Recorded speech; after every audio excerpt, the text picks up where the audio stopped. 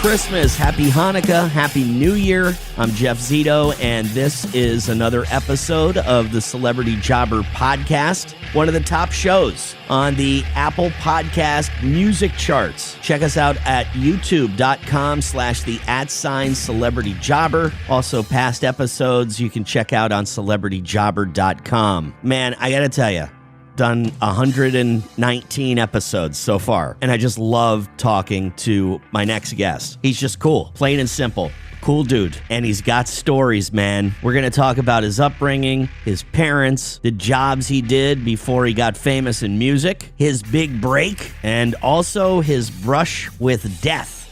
Yeah. From the legendary Detroit band Grand Funk Railroad, get ready, Mark Farner is my guest this week on Celebrity Jobber. The Celebrity Jobber Podcast with Jeff Zito. If you like what you hear, please subscribe. What if these celebrities weren't famous? What would they have become? What was their first job? We're about to find out. Hey, Mark, how's it going, my man? Good, Jeff. Proud to be sucking air, buddy. It was just a moment ago. I was just online, just kind of looking over stuff before I was going to call you, and I see for the first time Mark Farner's Brush with Death. And I'm like, whoa, what is this? So if you could tell me a little bit about this. Yeah, it was back in 2012. Okay. October 23rd, my wife Lisa and I were in Detroit. We were doing some promotions down there, some PR. And so we're hanging at the hotel. We stay all night, and we were going to do 2 nights down there and then drive home. Well, from what my wife tells me, she was in doing her thing in the bathroom, getting her hair ready, whatever. And she said she came out, and my arm shot up in the air, and she said my left leg kicked up in the air, and I rolled out of the bed onto the... I don't remember any of this, brother. Anyway, she called the front desk. The paramedics were there in a matter of just a couple of minutes, and they put me in an ambulance and took me over to Harper Hospital in Detroit, put me on an external pacemaker. What had happened is I had a hereditary defect called a bundle branch block. In other words, the branch of nerves that are supposed to squeeze the ventricle of the heart did not get the signal. It was blocked. So anyways, I'm on this external pacemaker in emergency in a big room in there. 3 guys are looking at the screen. They're about 5-6 feet away from me. They're turning knobs and cranking things, and it felt like they plugged me into the wall, brother. Wow. And I let out a war whoop. I cried out because my body just did contortions like an epileptic fit as a result of the intensity of the electricity that was hit me, and they killed me. Oh, my God. And my wife, God bless her, she got in there. I mean, when I came back into my body the first time, I was like, oh, my God, what just happened? I mean, it was, and then there's a doctor standing there who came in, heard the ruckus from out in the hallway. They were talking, and he says to my wife, he says, we got him back twice now, and that's, I didn't remember any of that. I mean, they evidently had paddled me back, and I went again, and they paddled me back, and because he's standing there with paddles in his hands, he says, we got him back twice. There's no guarantee we could get him back if he, went again. He says, we need to get him to OR stat. And when he said stat, dude, it was like MASH 4077, and right. It was hustling, man. And I'm flying down the hallway on this gurney, and, they put a pacemaker in me. But the guy who did the catheter on me came to my room the following day, and he said, Mr. Farner, introduced himself, and he says, I've been doing this for 32 years, and I've done thousands of people. And he said, I just have to tell you, you have the cleanest arterial system I have ever seen. He said, I did a 12-year-old boy yesterday, and you are cleaner than this 12-year-old boy. I want to know what you are doing. Wow. Jeff, man, the only thing I do that's, religiously is I take Ilhwa, ILHWA, it's 2 words, Ilhwa Ginseng. They don't give me squat. I don't even know if they know my name, but I know their name, and I'm proud to say that that's the only time. I've been doing it 50 years. I've been doing it for a long time, every day, and I do the extract, and I just do a little bit. Right. Just a little bit every day.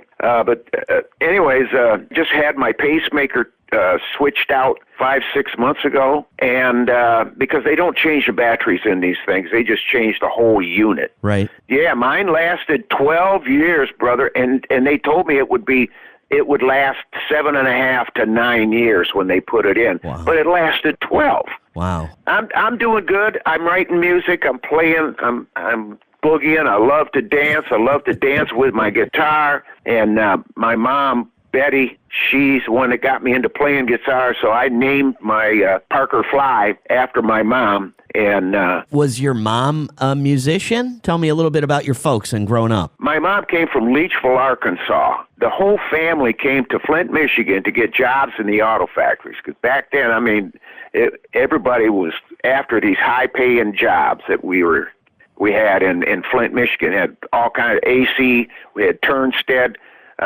We had Buick. We had Chevy there. We had Stamp and Frame where the truck plant was. Just a lot of jobs. So it brought a lot of families from the South into Michigan. And it was like South meets the North in Flint. And every Sunday, because the whole family came from Leachville. My Grandpa Cotton, Uncle Woody, Uncle Brian, Uncle Garland, all these people that were musicians, and they would jam every Sunday, Jeff. Every Sunday it was a jam session either at our house. We had 11-room farmhouse that my great-granddad built, and I was just this little shaver, man. Loved to hear all of the music, the fiddle, the banjo, the guitars. My dad blew saxophone, and when the women started to sing, son, it was like the angels come into that dining room. Right. It impressed me at a young age, 3-4 years old, man. I was just like, I was in awe every time, every Sunday. What about mom and dad? So they're musical people. You're having jams at the house regularly, but what about for work? Were they gigging, or were they pulling down regular jobs at the Buick or, at the auto plant? What were they doing? My dad, who was a War II veteran, tank driver in the 7th Armored Division, he returned from war with 4 Bronze Stars. He was in 4 major battles. My mother was the first woman in the United States to weld on Sherman tanks at Fisher Body in Flint, Michigan. All of my dad's brothers, his 3 brothers, were all, veterans. And everybody that hung out at our house were veterans. And my dad got a job as a fireman at Station 4 in the city of Flint. And my mother was a homemaker until my dad died I was 9 years old, and him and a fellow fireman were struck by a train there was no lights at this crossing, and they killed them both instantly. And my mother, man, the world changed. I stayed plugged into music because it's the only relief I was getting. Were you thinking at any point, Mark? When you're, let's say, like when you're in high school, you're playing in bands, you're rocking, and is there anything telling you, let's see, if this doesn't work out, what am I going to do? Were you ever thinking about becoming a, military man, or ever thinking about going to work in another field outside of music at any point in time? No, as a matter of fact, when I was in high school, I tell people I got laid off. I got kicked out of high school. You got laid off of high school, got you? Yeah, I was in Flint, Michigan. I got laid off. It's a long story, but the faculty got together, and the school board, this algebra teacher who was the football coach, he was the one that I punched, and he went down, and he had to have stitches in his eye and around his eye. Anyways, he sitting across the table, and here's 20 people in this board meeting, and my attorney's sitting there trying to get me back in, and this teacher, who is the football coach, says, if you let this kid back in this school, I'm quitting. Wow. And that was it. I was going to night school. My mom and my stepdad were funding it. I was doing it, and I was doing it for her. Yeah. I really was doing it for my mom. But then every time, musicians gig at night, I'm missing out on some money and playing opportunities because I'm going to night school. And so I just said, look, I appreciate this, you guys, but all of this time that I'm spending in night school, I could be making money. And I think that this is what I'm going to do with my life anyways. So do you mind if I bail out on the night school and put my time and my effort and my concentration on the music? Right. They went, go ahead. You know what you want, And so I did. I pursued it. I started playing guitar when I was 15, and Grand Funk had our first million-selling album when I was 20. Wow, that's so cool, man. Amazing. What about your first job, Mark? Tell me about your very first job, part-time job, high school, whatever it was. My very first job, I was a tender for guys laying blocks, and I was bringing, the mortar, and I was bringing the blocks over. I was just a kid. I was 15 when I was doing it, 14, I think it was. But I was doing it because I was making money. And then they showed me how to put a brush coating of the mortar on the cement blocks, and I could do it because I have an artistic kind of a feel, and I was doing good at that. So they put me on that, and it was like, oh my God, thank you, because my arms were stretching from carrying blocks around. Yeah. And but I got into doing that, and then a fellow who saw me doing that, this father of my friend in school, he said, Mark, I talked to Jim, whenever it was my boss at the time, and I'd like to try you on painting. We'd pay you more money, and he wouldn't mind, seeing you do better. And so I said, man, if he's into it, I'm into it, So then I went painting, and then the older guys that were in this paint crew came to me, and they said, listen, you're going to have to slow down. And I found out what those senior guys were doing, and they're dragging their feet and they're saying, you're making us look bad. Right. And all I was doing, man, I was doing the job because I loved to do it, and I wanted to do the best job. Oh, man, that's awesome. So you're telling me that Grand Funk sold 1 million copies by the time you were 20 years old.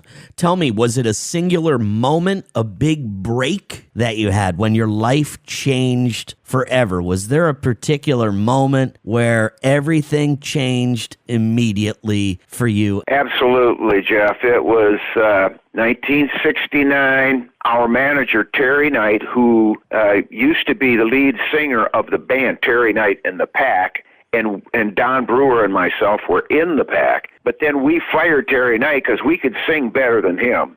Right. And he went to New York City, Terry Knight did. And Don, the drummer, kept in touch with him.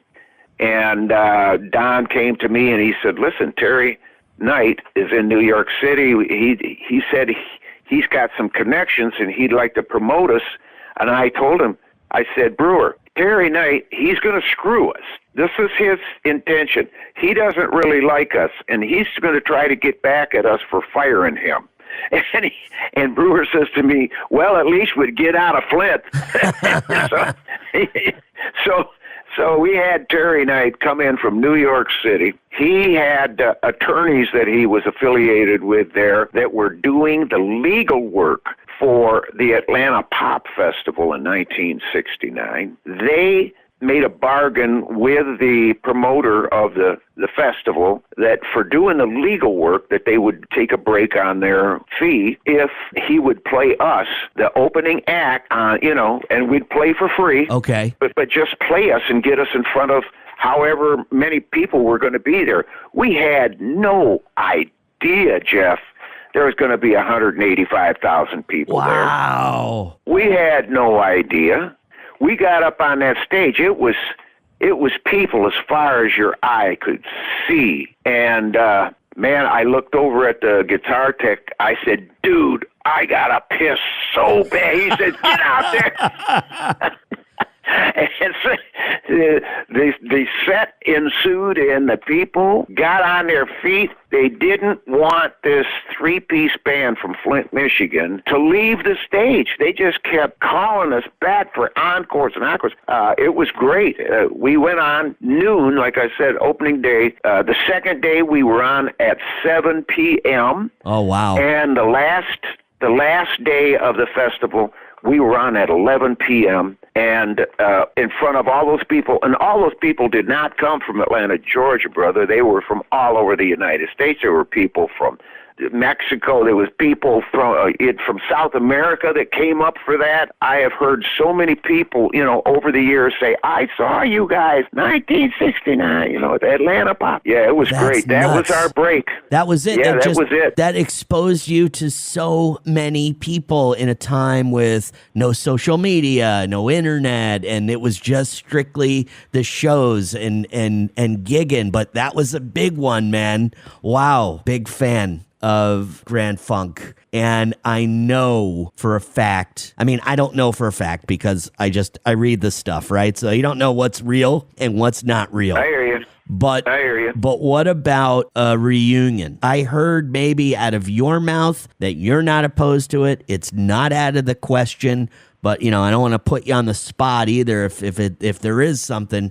But what about you guys getting back together, all three original members? I've been trying to make that happen for 22, 23 years. I've been pitching that to these guys, but I don't know what it is exactly. There is some unsettled feelings on the other side there by one of the members of the two members. But, it takes two to tango. And I signed my 1/3 ownership of the trademark into the corporation where it was supposedly, the purpose of that was supposed to have a protective umbrella over the corporate name. Now, that's why I did it in the first place. The drummer came to my room after a gig one night in California and said, we need to sign our individual ownership of the trademark into the corporation. We'll have this protection. And this was after a party. I was feeling no pain. I said, hey, I'll do it if it's, for the good of the band. Yeah, man, if you're going to protect it. Well, he had gone to law school, and I depended on his expertise because I didn't finish high school. Right. I got laid off, buddy. Right. It came back to bite me in the ass, and but I don't hold any hard feelings for him because, people make mistakes. I have forgiven them guys in my heart because I have to forgive with the same measure I expect to be forgiven with. That's where I'm coming from. When's the last time, Mark, that you spoke with Don or Mel one-on-one? It's been months. It's been months. Haven't been privy to the corporate meetings and what have you since the whole COVID BS. It's just that put everything in a snafu, and I just don't know. Okay. I've heard that somebody told me, one of the fans said he has listened to an interview where Brewer said, never say never.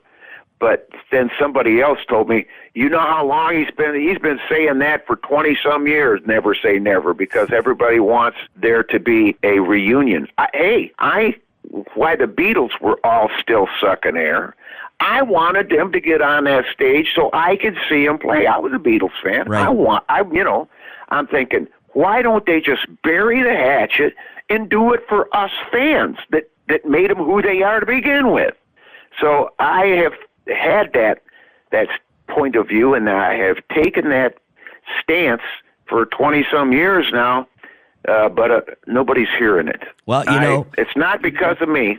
I would do it in a heartbeat. Well, when you just mentioned never say never, that was the same. That was the same excuse with the Police. Those guys hated each other, and then one thing happened where Sting said okay, and the Police, reunited back in maybe 15 years ago. Only happened the one time, but it was they did it, and hopefully Grand Funk Railroad is going to do it because it doesn't seem like you're that far off. Really doesn't. Yeah. I hope so, too. So, Mark, the 55th anniversary of Closer to Home, My Captain? That's accurate. Yeah, man. 55 years old, man. Yeah, it's older than me. And the updated version is on your new album. That's called Closer to My Home. Yeah, that's right, brother. And that came out last month. And you're doing some touring, correct, Mark? Yes. Absolutely. Wow. Yeah, man. And there's a bonus track that Jim Peterick from the Ides of March, Eye of the Tiger, he's a famous songwriter, but he's a great friend of mine. And he helped, I helped him to complete Friends Forever, which is the bonus track. There's 9 tracks on the LP, and there's 10 tracks on the CD. And that's, both of them together. I tell people, to have both is to have the set. So I'm very proud of it, and I can't wait for people to get a grip on it. And they can get it anywhere. It's out. It's available at markfarner.com. Just snap your fingers, and here it comes. There it goes, man. Everything in my store at markfarner.com is made in the USA. I'm a patriot. I'm still driving American iron, brother. Man, I got to tell you, Mark, your time is valuable. I appreciate your time, and it was just such an honor talking to you and getting to know you a little bit. And a great story, man. New album, pick it up. markfarner.com is where you can pick up his new album. Thank you, brother Jeff Zito, and for all the listeners, God bless y'all and Merry Christmas. I'm also on WCSX in Detroit, in your neck of the woods. All right, sounds good. And I like the way you sound. I like your energy. Thanks again, Mark. Merry Christmas to you. Happy holidays. Okay, Jeff. If I don't see you in the future, I'll see you in the pasture. Man, I really, really enjoyed the conversation with Mark Farner. I mean, pretty tough life. It seemed like the death of his dad impacted him at a very young age. His dad was a military guy, and then when he got back home, he joined a fire department and tragically got killed by a train on the railroad, which leads me to believe there has to be some symbolism in the name of the band, Grand Funk Railroad, then later changed to just Grand Funk. Got laid off from high school. I thought that was awesome.